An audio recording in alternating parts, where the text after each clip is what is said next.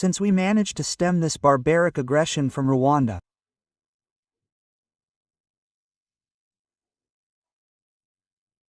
When they learned about the famous deal that we were going to sign with the United States, which is not at all a deal that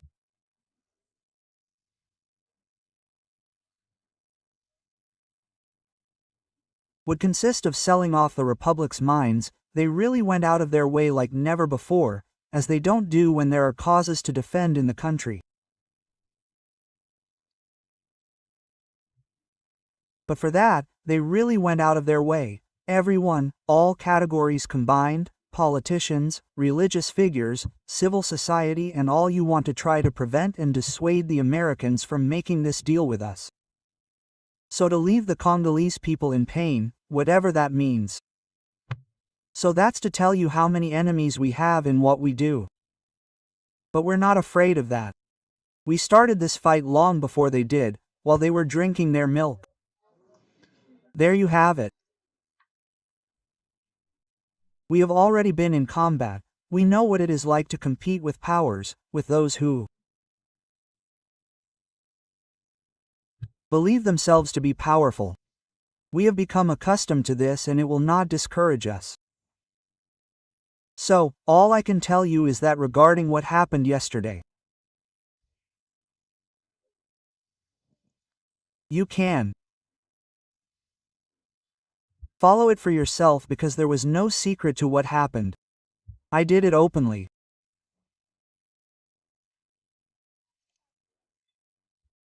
I reached out to the person who obviously represents the forces attacking the Democratic Republic of Congo to call the entire world to witness it because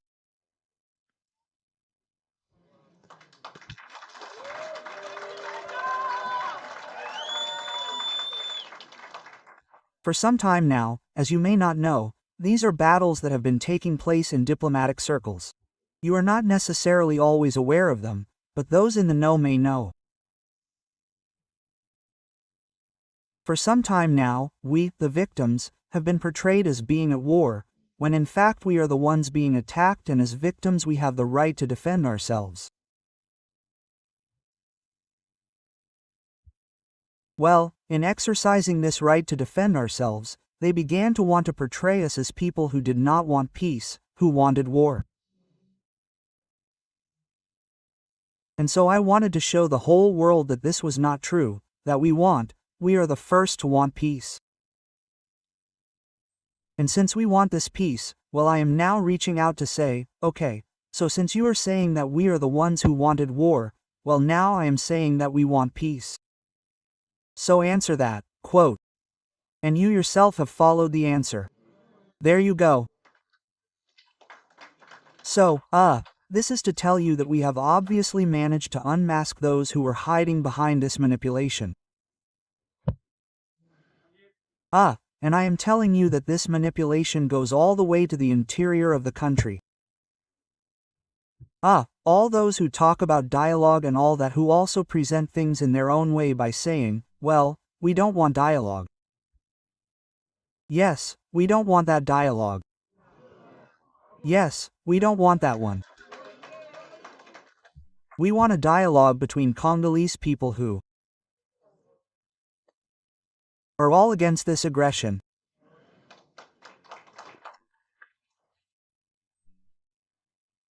The only thing I ask of these people who want dialogue is to first condemn the aggressor, to clearly name him and condemn him.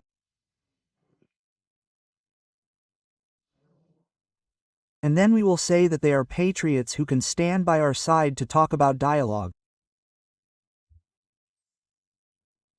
We do not talk about dialogue with emissaries of aggressors who, by the way, when they come to the discussion table, only talk about the interests of the aggressors. They do not talk about the interests of the Congolese people. There is nothing that concerns the Congolese people. Everything is focused on how we are going to get there, so I said that it won't happen again, at least unless they get rid of me, they kill me, but as long as I'm alive it won't happen.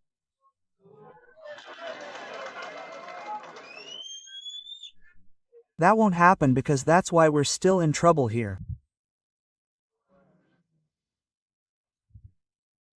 All these farces that they called dialogue and this and that ended in mixing, national unions or whatever.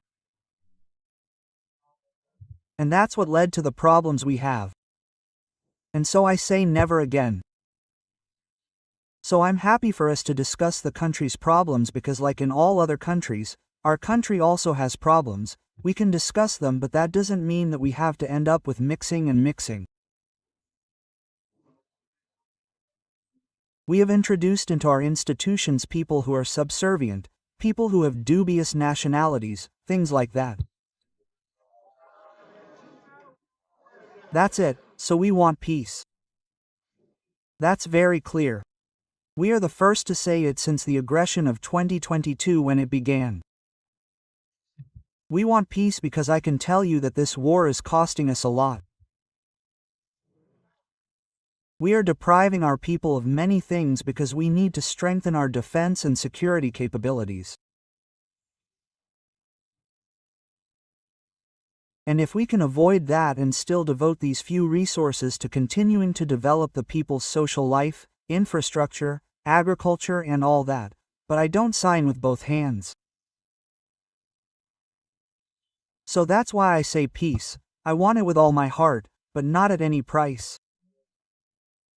Not a fake peace that will once again reject us, put us back in the old ways and bring us more problems and innocent victims in our country. So that's what I wanted to tell you. Let the embittered, the ignorant speak, let them speak.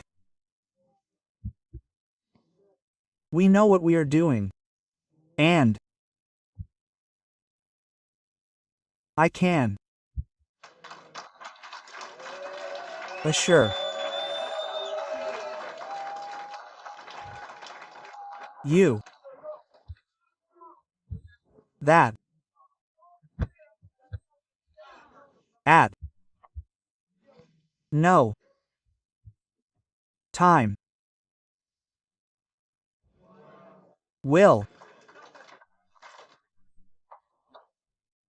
I betray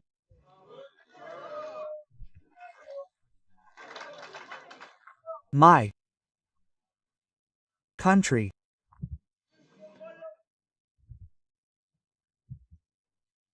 or my people. Dot.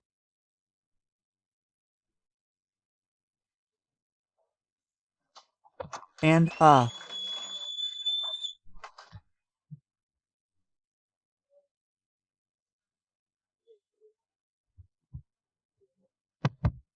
and dot. I know they'll think about it and make me an offer, and that's what I'm waiting for. That's it, thank you.